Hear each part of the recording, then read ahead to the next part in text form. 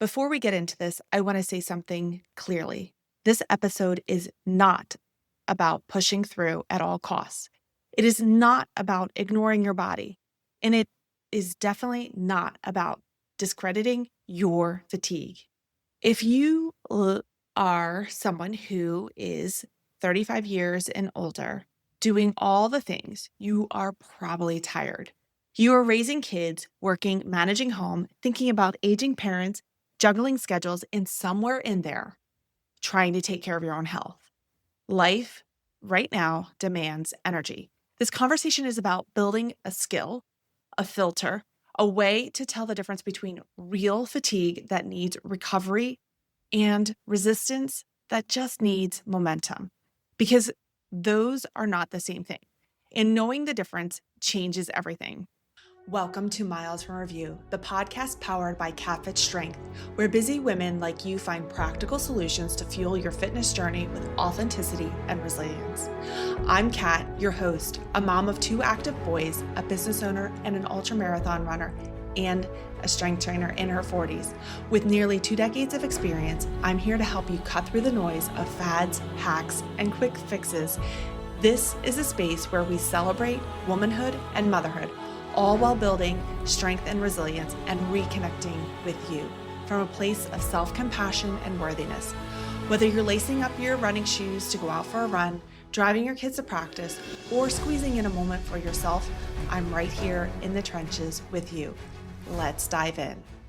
Welcome back to Miles from Review. I'm Kat, your host, and today we are talking about fatigue and resistance. The resistance can resemble something like fake fatigue, where you find yourself wanting to do a workout, but also at the same point, potentially talking yourself out of it in feeling the sense of fatigue and the potential excuses that come along with it, where you inevitably talk yourself out of the workout. And then after that, guilt or shame tends to follow. And it may look like something like this. You get home from a long day, or your alarm clock goes off in the morning, and all of a sudden you feel an instant fatigue or that resistance of like you want to go, but you don't at the same time. And in this scenario, you skip the workout and it kind of resides on your mind like, oh, I probably should have. I guess working out isn't for me. I knew this would happen if I tried committing. Those type of thoughts fill your head. And I want to give you a glimpse into my own training, not because I am perfect, but it is because I am human. My life is full. I am over 35. I am in my early 40s. And though my life may have some similar attributes as your life, we are in different boats with quote unquote different storms being fought or felt. If you're a longtime listener to this podcast, I have said several times that the fact is that there are 24 hours in a day and nobody has the same 24 hours. For those who are new to the show, I am someone who trains for ultramarathon races, that is race distances over 26.2 miles. So currently I am training for a 100-mile race and my first 200-mile race. I am a business owner. I am a mom of 2 kids in the thick of life, and I hold multiple roles within my business as well as engaging in other roles. I train clients all day, and my kids are involved in sports and music. My partner, he also has a demanding career that requires travel. He also trains. So that is just a bit of a glimpse into my everyday life. Very, very broad view. It's full. There are some mornings where I am up. I am up before 5 a.m. to train, not because that has some brevity of I can wear a badge of honor on my chest that I am up before 5 a.m. And it's not that my workouts before 6 a.m. hold a strong value to those who may be working out at 6 p.m. because it doesn't. There are times where I do work out at 6 p.m. There are times where my workouts are at 3 p.m. I'm not married to one time, but there are times where that alarm clock goes off at 4:45 or 4:30. I don't always feel like getting out of bed. It's That's the time that fits. Some mornings I do feel really good and I'm ready to go. And then there are some mornings the first thought is, absolutely not. This is not happening. And over the years, I have learned that not all tired feels the same. There is a bone deep like fatigue that tells me to adjust, where there might be other signs like my resting heart rate is elevated, my sleep has been off for a few nights, my legs feel just so flat before I even start, and my workouts feel harder than they should just across the board. Even those easy ones where I know it's supposed to be easy pace and it just feels so hard. That is real fatigue. And when that shows up, I need to adjust things. I shorten the session, I lower the intensity, or I swap out the workout completely to mobility. Or if it is a hard workout that day, I switch to an easier workout. And sometimes I need to take a full day of rest. This is absolutely not quitting. This is intelligent training. This is knowing that you need to listen to your body in order to continue showing up. It's playing the long game, not the short game. But then there is another kind of tired. The tired that shows up when it's cold. It has been so cold in the Northeast recently. The fatigue that shows up when my schedule feels just absolutely packed. When I am going all day and there is no white space for me to take a moment to breathe. And then when the workout looks really uncomfortable, because I'm going to be honest, there are some workouts that I see and it feels so uncomfortable that I don't want to do it. However, that tiredness in those situations disappears typically by 5 minutes into a workout, 10 minutes into the workout. Now, for women over the age of 35, we need to talk about that perimenopause flex because it is really important. I do not want to discredit it. I also, as I said earlier in this episode, this is not an episode about invalidating your fatigue and showing up at all costs. That is not how I train clients. That is not how I train myself. That is not in my business model, my mission, my core values at all. For women, perimenopause typically begins at the late 30s to mid 40s. And this is where estrogen and progesterone do not decline in a smooth line. They fluctuate, sometimes wildly. Those fluctuations affect sleep quality, body temperature regulation, mood, insulin sensitivity, and muscle recovery. So estrogen plays the role in muscle repair, energy, and energy metabolism. And when it swings, recovery can feel different. Sleep disturbances become more common, and poor sleep alone increases perceived fatigue and lowers exercise tolerance. So if you're thinking, why does this feel harder than it used to? You're not imagining it. Your physiology is shifting. But here is the key takeaway. Hormonal change does not mean you are fragile. It means you need better calibration. When I use the word calibration there, I was trying to figure out the best word to kind of describe. It does not mean you are a robot or a machine. You are a real human being. Movement is not the enemy. It is part of the solution. And the skill is learning how to modulate, how to be adaptable, and how to be flexible. So that's where kind of that calibration word, when I was putting together my thoughts for this podcast, it just made sense to me where we have to look at that day, where we're at, and adjust. We need to calibrate ourselves in that moment. Again, you are a unique, beautiful human. You are not a robot. You are not a machine. And when I'm in these moments where I need to calibrate myself, what I do instead of overthinking, I start 5 minutes, shoes on, warm up, light spin, light jog, body weight movements. Then I reassess. In those 5, which is hard to do, I'm pushing away those thoughts that flow into my head. Oh, you're so tired. Or, oh, there's laundry sitting on the couch you need to fold. Oh, there's dishes in the sink. well, I really should be doing that work project, even though you spent 8+ hours focusing on work. Oh, I really need to, I shut out all those murmurings in my brain. And I'm just listening to what my body is telling me. That is simple, but hard to implement. It has taken me months, years to be able to be like, in these next 5 minutes, we're tuning into what am I really feeling? And most of the time during that 5 minutes, I feel better. However, if after 5 to 10 minutes, I feel worse, I'm more depleted, my body feels heavy in so many ways. A weight that I typically lift that doesn't feel heavy feels like it is, I don't know, hundreds of pounds heavier. I adjust. I scale down or I stop. And by doing that, it tells me if it was resistance to just getting started, knowing that life is really full and there's always going to be the next email to answer. There's always going to be a load of laundry to fold. There's always going to be a dish to clean up. There's always going to be something else that is demanding my attention.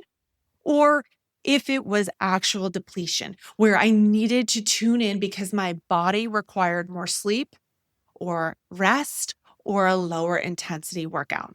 And research consistently shows us that low to moderate intensity movement often reduces perceived fatigue, especially when fatigue is related to stress or poor sleep. So sometimes the fastest way to feel less tired is to begin.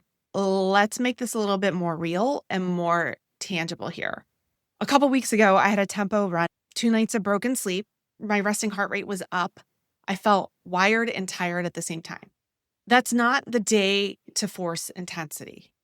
What I did was I swapped it for an easy aerobic work day and mobility, shorter session, lower load, and walked away feeling better, not wrecked.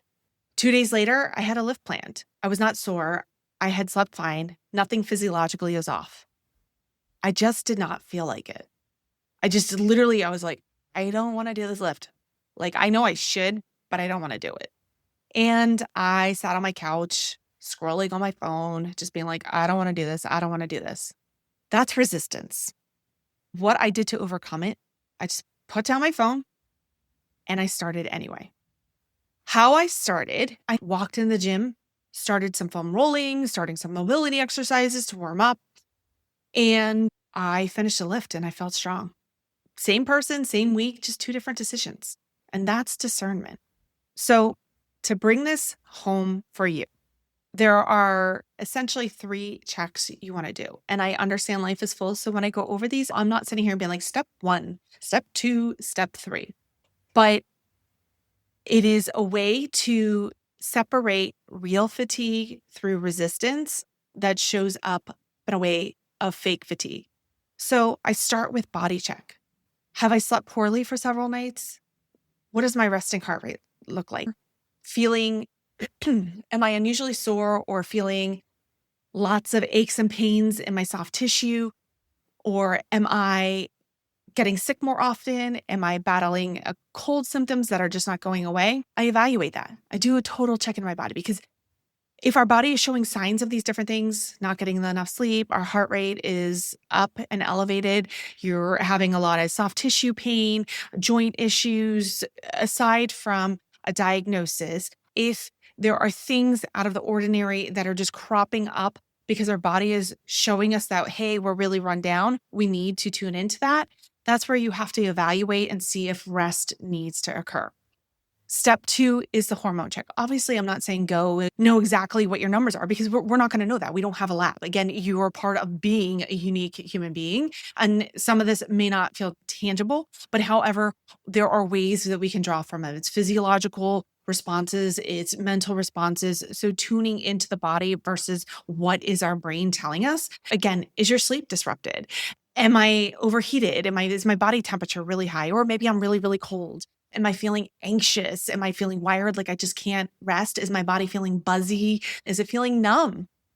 If those things are occurring, that is saying that our nervous system is a little disrupted here. We might need to lower the intensity, keep a gentle movement. So where we switch from that sympathetic to that parasympathetic. So we get that rest and reset versus that fight or flight that we're constantly in because our cortisol levels are high, because we're just constantly revving and we can't switch off to that parasympathetic. Another thing that goes into a little bit of a body check, just a little backtrack, and that hormonal check is how is our breathing? Are we shallow breathing? Are we holding tension in our throat, neck, and shoulders?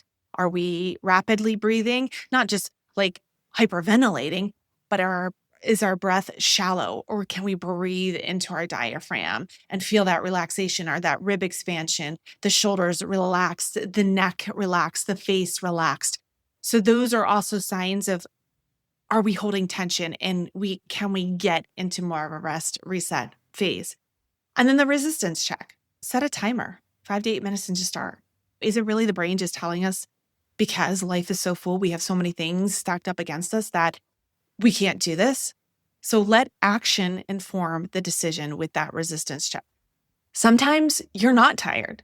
You are overstimulated. Mental load can feel like physical depletion between emails, noise, kids talking, notifications, constant decision making. Your nervous system is lit up. So low intensity movement can regulate that system, whether it be getting outside for a walk, light strength work, or even taking 10 minutes can shift you from frazzled to being functional.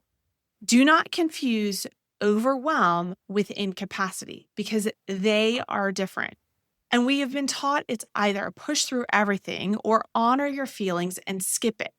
And that is not how it works long term. It says start. Self-compassion says adjust when needed, especially when we are navigating seasons of our life as prenatal, postpartum, perimenopause, menopause, and beyond. That combination of discipline and self-compassion is powerful. You cannot grind through fluctuating hormones and high stress, and you also cannot abandon yourself every time it feels inconvenient.